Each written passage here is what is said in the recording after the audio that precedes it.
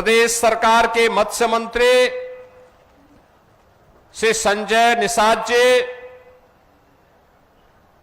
जिला पंचायत अध्यक्ष श्रीमती साधना सिंह जी, भारतीय जनता पार्टी के प्रदेश के उपाध्यक्ष विधान परिषद सदस्य डॉक्टर धर्मेंद्र सिंह जी, चिल्लू पार के लोकप्रिय विधायक श्री राजेश त्रिपाठी जी, माननीय विधायकगण श्री राम चौहान जी,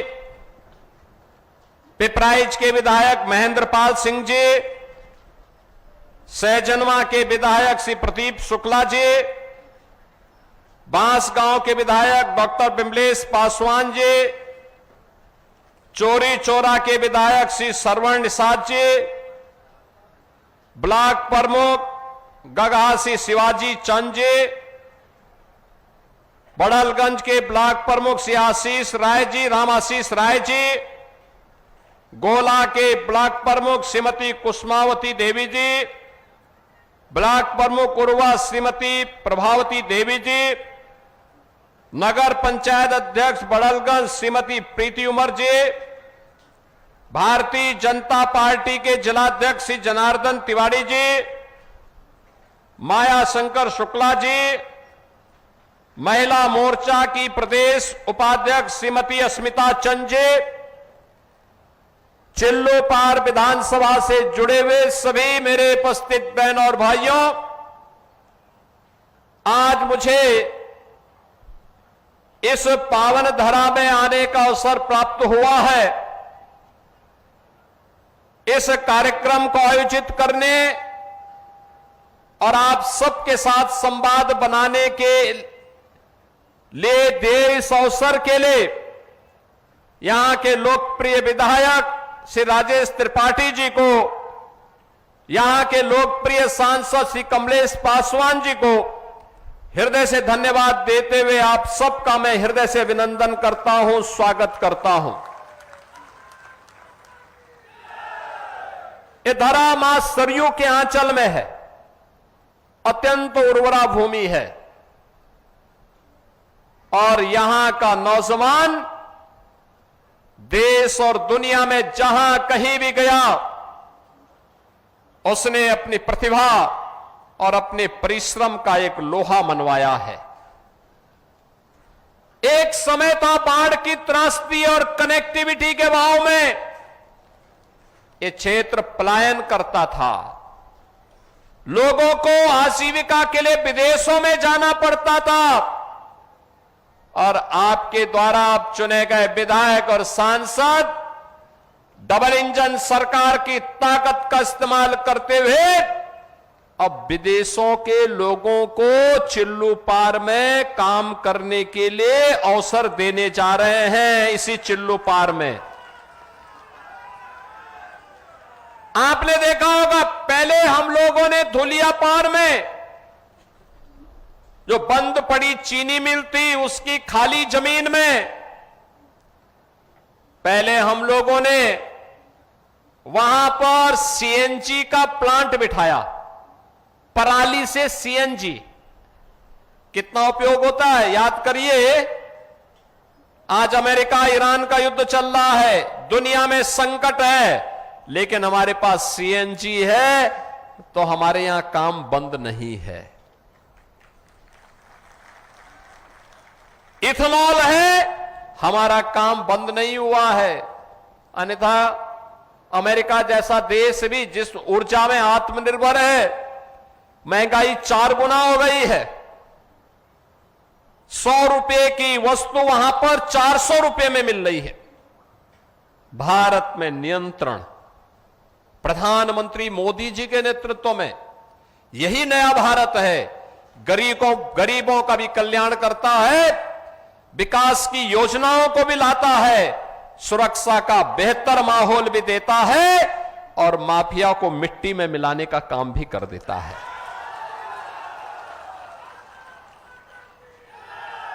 कोई सोचता था 2017 के पहले कि धुलिया पार में इंडियन ऑयल का सीएनजी का ये प्लांट लगेगा।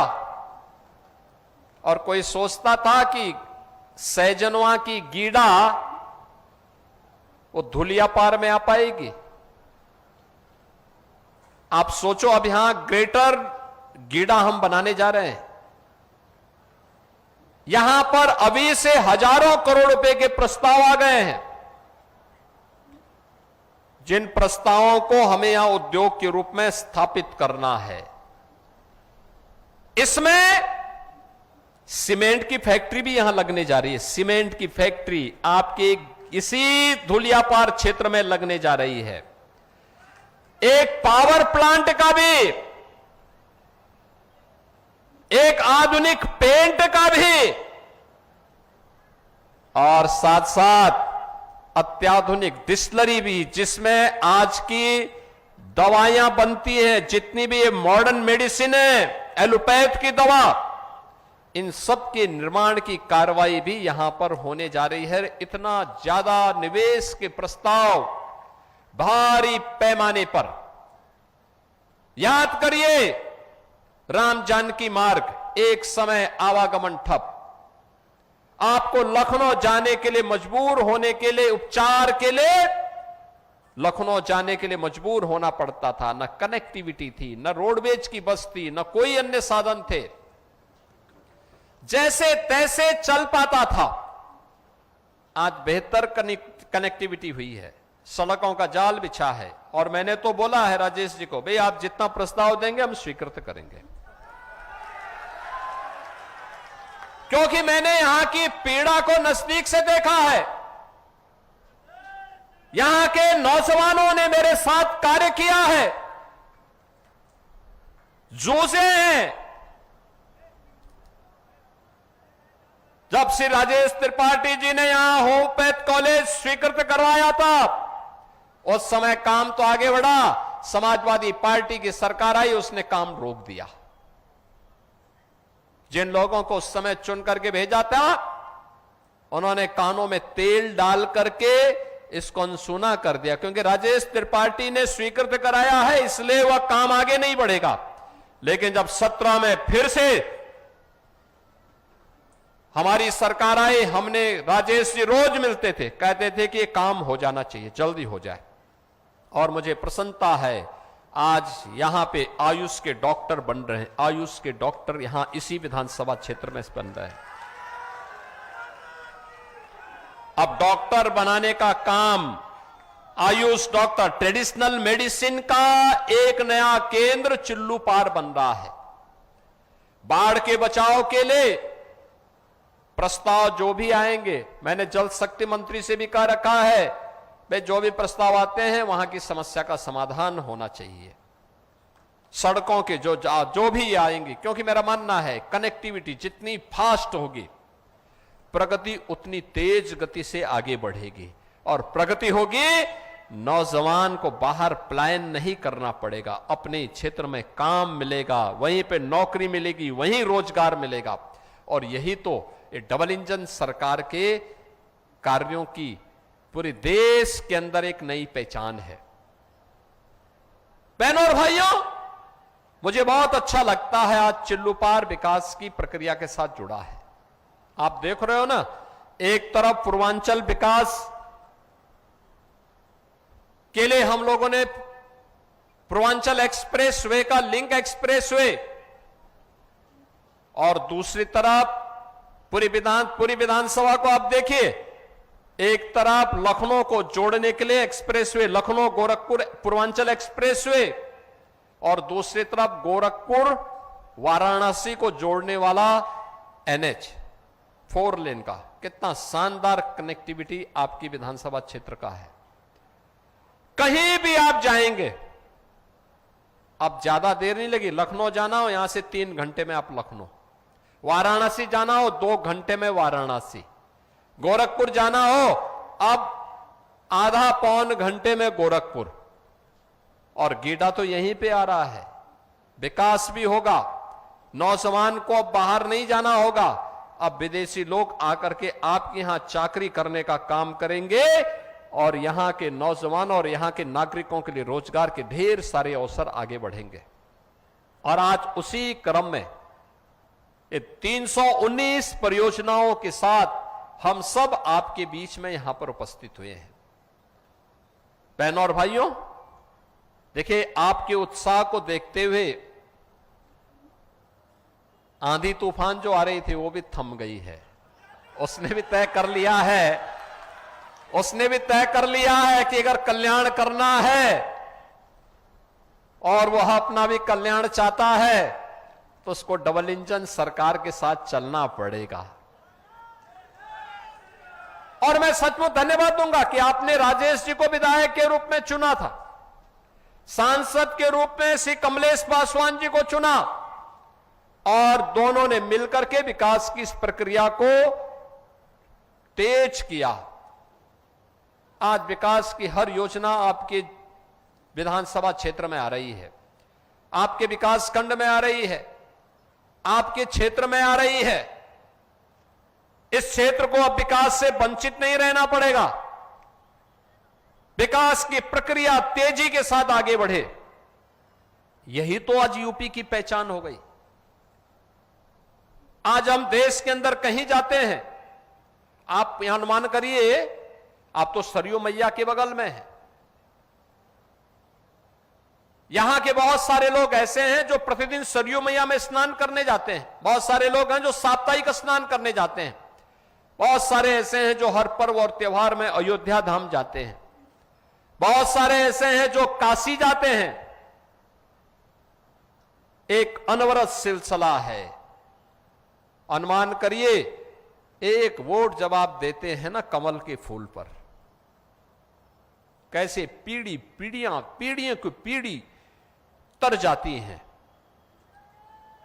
500 वर्ष पहले जिस अयोध्या धाम में हम सब अपमानित हुए थे, उस अयोध्या की क्या स्थिति थी? 500 वर्षों तक संघर्ष चलता रहा, अनवरत संघर्ष, पीढ़ी चली, पीढ़ी पे पीढ़ी आंदोलन, संघर्ष, वर्ष दर वर्ष बीतते गए, संघर्ष का सिलसिला थमा नहीं। मोदी जी प्रधानमंत्री बने, डबल इंजन की सरकार आई, आज अयोध्या में भगवान राम का भव्य मंदिर का निर्माण हो गया। भगवान राम का भव्य मंदिर, भगवान राम के भव्य मंदिर से खुश हैं ना? कितने लोग खुश हैं? अयोध्या में राम मंदिर के निर्माण से कौन लोग खुश हैं?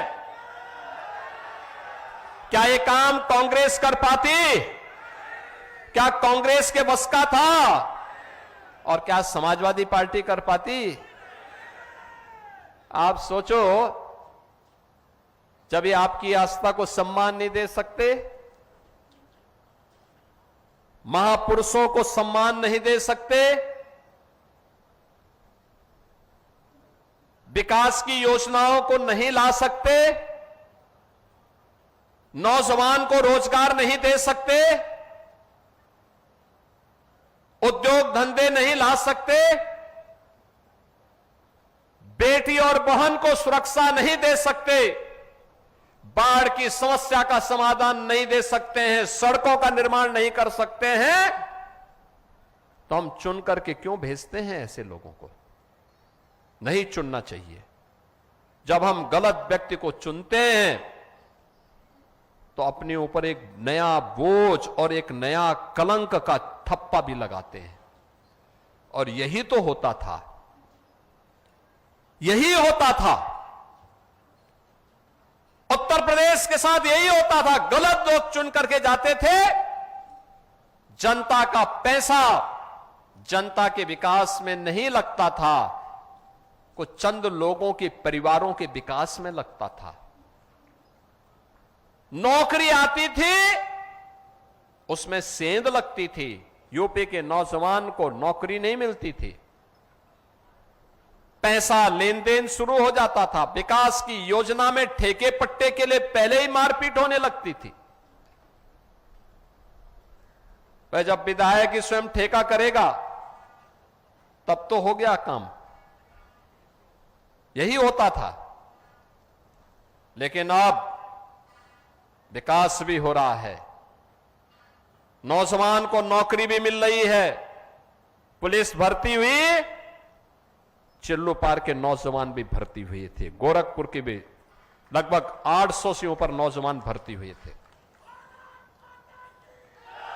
हर सरकारी सेवा में, हर सरकारी सर्विस में आज जब नियुक्ति पत्र में बांटता हूं तो गोला से भी, बड़लगंज से भी, गगहा से भी, बांसगांव से भी, खजनी से भी, सिकरीगंज से भी, चोरी चौरा से भी, पिपरोली से भी, सैजनवा से भी, पाली से भी नौजवानों का चयन होता है। वे नौजवान जब मुझे वहां मंच पर दिखाई देते हैं, मैं परिचय पूछता हूं, वे बताओ, क्योंकि जब मैं सांसद था तब उन नौजवानों की उम्र 12, 13, 14, 15 साल रही होगी। आज वह नौजवान आता है, क्योंकि सांसद के रूप में तो मैं गांव-गांव जाता था, उनके मां बाप से, उनके परिवार के लोगों से संपर्क होता था, कोई दिक्कत नहीं थी। लेकिन पिछले 9 वर्ष में पूरे प्रदेश की सेवा के लिए लगने के कारण उतना समय नहीं दे पाता। लेकिन मैं जब उनसे पूछता हूं वे कहां के, वो गांव का नाम लेता है, फिर मैं पूछता हूं कौन परिवार के, वो अपने परिवार के माता पिता का नाम लेता है। मुझे उसकी पीठ थपथपानी पड़ती, यार तुमने बेटा बहुत अच्छा किया, मेहनत किया, चलो तुम्हारा सिलेक्शन हुआ, बधाई तुम्हें, तुम्हारे सिलेक्शन से हमें भी प्रसन्नता हो रही है। लेकिन क्या ये 2017 के पहले संभव था? नहीं, नहीं। तब तो चाचा भतीजे की जोड़ी आपके इस हक पर डकैती डाल देती थी, वसूली शुरू हो जाती थी, होनहार नौजवानों का सिलेक्शन नहीं होता था। वो यहां से प्लान करने के लिए, नौकरी रोजगार के लिए दूसरे राज्यों में जाता था तो पहचान का संकट होता था, कहां से आए हो। मैं मानता हूं चिल्लू पार के नाम पर तो नौकरी नहीं देते थे, आजमगढ़ के नाम पर भी नहीं देते थे, मऊ के नाम पर भी नहीं देते थे। और अगर किसी उद्योग में काम करने के लिए गए, योग्य भी है, और यूपी का नाम सुनते थे, लोग कहते थे अरे बाप रे बाप, आप जाइए भैया, हमसे बचा करके रखो, यूपी की साया न पड़ने पाए। ये 2017 के पहले की स्थिति थी, ये स्थिति थी। दंगा, कर्फ्यू, अव्यवस्था, गुंडागर्दी, माफियागिरी, न बेटी सुरक्षित, न व्यापारी सुरक्षित, हर व्यक्ति चिंतित होता था। आज ऐसा नहीं है। उन लोगों से मैं कहूंगा जो 2017 के पहले यूपी के बाहर गए होंगे, आज वे जाते होंगे। जो लोग उसको देख करके 10 कदम पीछे हटते थे, आज कहोगे उत्तर प्रदेश से आए हैं, चिल्लू पार से आए हैं, गोरखपुर से आए हैं, वह भी आपको गले मिलने के लिए 10 कदम आगे आकर के आपसे गले मिलने का कार्य करेगा। एक नई पहचान बनी है आपकी। ये नई पहचान आपकी विकास की इस यात्रा की नई पहचान है। और आज इसी नई पहचान के लिए मैं आप सबके बीच में आया हूं। हम विकास भी करेंगे, सुरक्षा भी देंगे, आस्था का सम्मान भी करेंगे, और समृद्धि की नई ऊंचाई की ओर आप सबको लेकर के जाएंगे। और यही समृद्धि की नई इकाइयां, ये उद्योग लगने जा रहे हैं, यहां के नौजवान रोजगार पाएंगे। ये केवल उद्योग नहीं लगना है, हम वहां पे ऐसे इंस्टीट्यूशंस खोलेंगे जहां पर उस उद्योग के लिए उन नौजवानों को ट्रेनिंग दी जाएगी, और फिर उन नौजवानों को वहां पे उस उद्योग में नौकरी भी दी जाएगी। यहीं पे हम तकनीशियन पैदा करेंगे, यहीं पे हम उनको ट्रेन्ड मैन पावर उपलब्ध करवा देंगे, यहीं पे हम यहां की बेटियों को भी नौकरी उपलब्ध करवा देंगे। बाहर जाने की आवश्यकता नहीं पड़ेगी। विकास की प्रक्रिया और अर्थव्यवस्था को गति तभी मिलेगी जब अच्छी सरकारें होंगी, सुशासन होगा, सुरक्षा का माहौल होगा, आम जनमानस विकास के प्रति आक्रामक तरीके से आगे बढ़ेगा। और विकास की उसी प्रक्रिया के साथ जोड़ने के लिए आज मुझे चिल्लूपार विधानसभा क्षेत्र में आने का सौभाग्य प्राप्त हुआ है। मैं चिल्लूपार के सभी नागरिकों को, सभी मतदाताओं को इन 319 परियोजनाओं की हृदय से बधाई देता हूं, अपनी शुभकामनाएं देता हूं।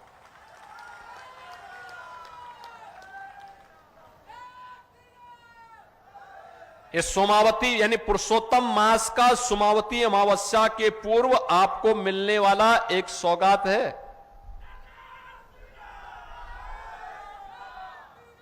और मैं मानता हूं ये विकास की प्रक्रिया तेजी के साथ आगे बढ़ाएगी। विकास का कोई दूसरा विकल्प नहीं होगा और ये तभी होगा जब अच्छे लोग चुने जाएंगे, अच्छी सरकारें आई तब जब अच्छे लोग चुन करके गए। अच्छे लोग चुन करके गए, अच्छी सरकारें आई। अयोध्या में राम मंदिर बना, राम जानकी मार्ग का निर्माण हो रहा है, काशी में काशी विश्वनाथ धाम का निर्माण हो रहा है, गोरखपुर में फर्टिलाइजर कारखाना का निर्माण भी हो गया है और एम्स का निर्माण भी पूरा हो गया है। यह है गति। चिल्लूपार में, बढ़लगंज में आयुष का महाविद्यालय बन गया, मेडिकल कॉलेज बन गया। धुलियापार में ग्रेटर गीडा का निर्माण करते हुए विकास की गति को तेजी के साथ आगे बढ़ाने का काम कर दिया गया।